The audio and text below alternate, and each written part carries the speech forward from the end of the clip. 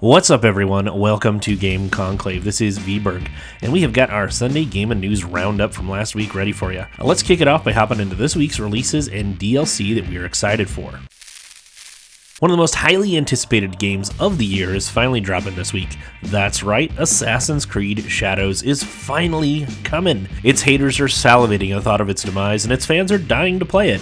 The question is, which are there more of? We don't know! And Ubisoft CEO is wondering whether or not he's going to have to finally use that golden parachute. Shadows has a dual protagonist setup. We're playing as Naoe and Yasuke. She'll be doing the sneaky stabby and he'll be doing the smashy bashy. The game begins in 1579, which is when the Ten-Sho Iga War between the Oda clan and the Iga Sokoku Iki, who were famous for their ninjas, took place. Each character will have some specific missions for them, but the majority of the game will be played with whichever character you choose. We're all going to find out on March 20th if this game was worth the wait or a delayed dumpster fire. It's going to be hitting the Xbox Series X and S, PS5, and PC.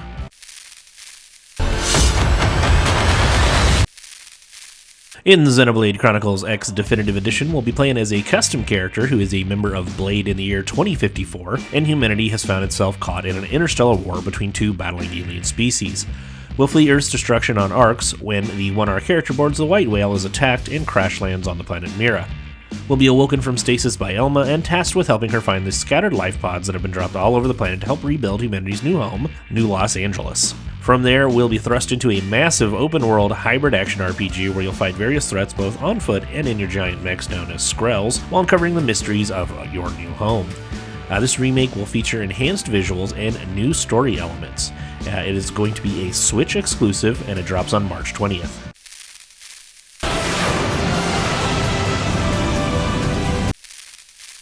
Atelier Yumia is the latest entry in the crafting-heavy, long-running RPG series Atelier. We'll be playing as Yumia, who, after her mother passed away 3 years prior, has discovered she comes from a family of alchemists, and sets off on a journey to discover why was alchemy banned after the fall of an empire. You'll forage, craft, explore, and build a base in this game's open world. Combat will take place in real time with party swapping and contextual abilities based on the distance between you and your enemies. And a demo for Atelier Yumia will be going live later today with all save progress carrying over to the full release. Look for it to drop on March 21st for the Xbox One, Xbox Series X and S, PS4, PS5, Switch, and PC. 母は禁忌を破った悪人だったのか。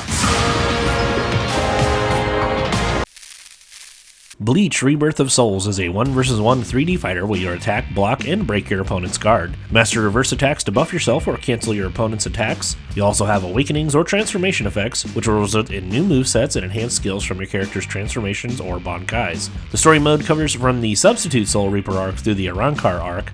27 characters have been confirmed so far, including fan favorites like Ichigo, Byakuya, Kenpachi, Rukia, Soifon, Ishida, Rangiku Gin, Yoroichi, and many more, along with a season pass coming down the line that's going to have 4 additional characters. The game's going to be dropping on March 21st for the Xbox Series X and S, PS5, and PC. Let us know down in the comments if you're picking any of these 4 games up.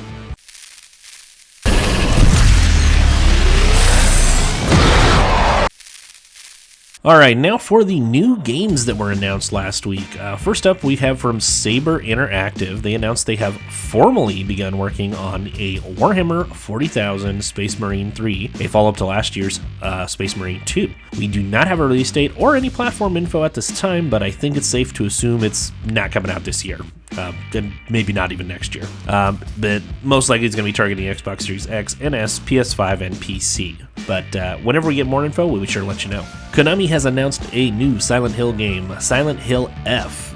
Technically announced it a while back, really, but they've acknowledged that it's finally coming this year. It's going to be set in the 1960s, and we'll be playing as a young school gal named Shimizu Hinako, whose small, secluded Japanese town has become engulfed in fog and transformed into a nightmarish hellscape. We do not have an official release date yet, but we know it's planned to launch on the Xbox Series X and S, PS5, and PC. Alright, and last up for new games announced, we have from Square Enix. They have announced Power Wash Simulator 2. That's right. The sequel to the kind of awesome Power Wash Simulator is going to be dropping later this year. This title is really, really oddly fun. But even better than Power Wash 1, Power Wash 2 is going to have split screen co-op. Hell yeah. Now you and a significant other or a friend can kick back on the couch together, pop open a cold brewski or 5, and get to power washing as a dynamic duo, and I am totally excited about that. It's coming to the Xbox Series X, NS, PS5, and PC sometime later this year. All right, let's hop into this week's rumor mill. The rumors floating around from last week were that Indiana Jones and the Great Circle's release date was kind of leaked. So supposedly, according to the leaked info, it's going to be hitting the PS5 on April 17th. So Dr. Jones will finally be gracing PlayStation owners with his presence mid-April if this leaked release date is accurate.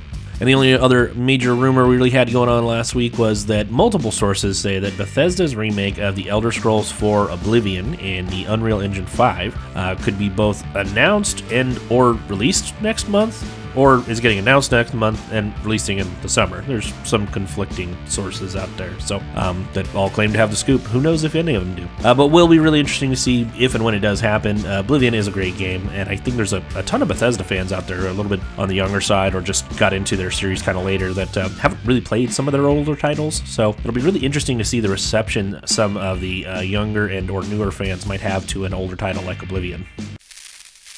Alright, and for game sales figure updates from last week, we heard from Hazelight Studios that Split Fiction has been confirmed to sell 2 million copies in its first week, and that is freaking awesome. That means due to the Friend Pass, 4 million people have played this great co-op game. We highly recommend it. If you haven't already seen our review, make sure you check that out. We'll link it down in the description.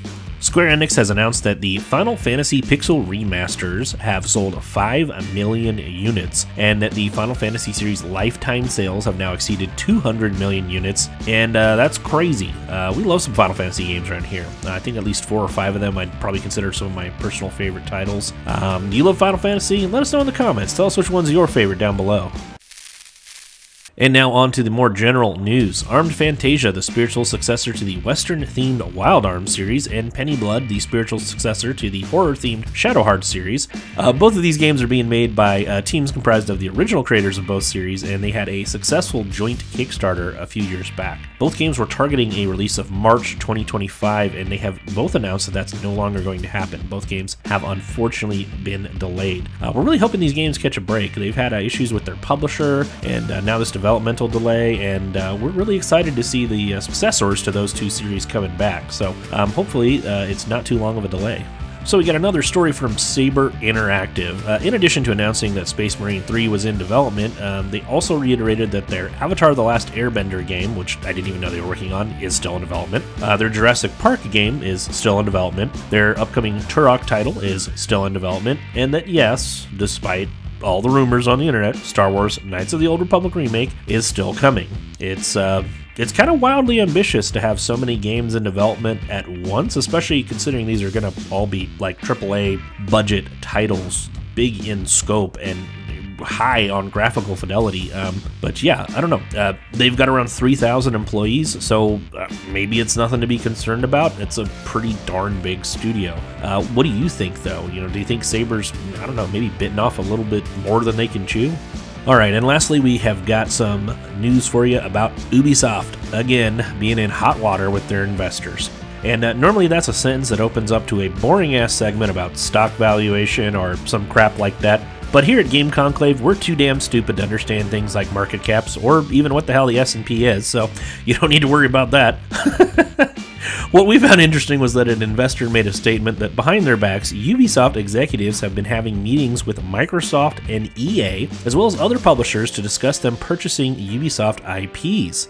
Now, we don't know which IPs they were trying to sell off, but it just further highlights the dire straits that Ubisoft is in, mainly due to their self-inflicted wounds throughout the last 5 years or so of repeatedly launching broken, buggy games filled to the brim with excessive microtransactions, rather than focusing on just making a quality product that people would be happy to own. But hey, we're just a bunch of idiots around here. Couldn't even tell you what the hell a bear or bull market means. I'm assuming it has nothing to do with livestock purchases, though, because last time I checked, bears aren't livestock.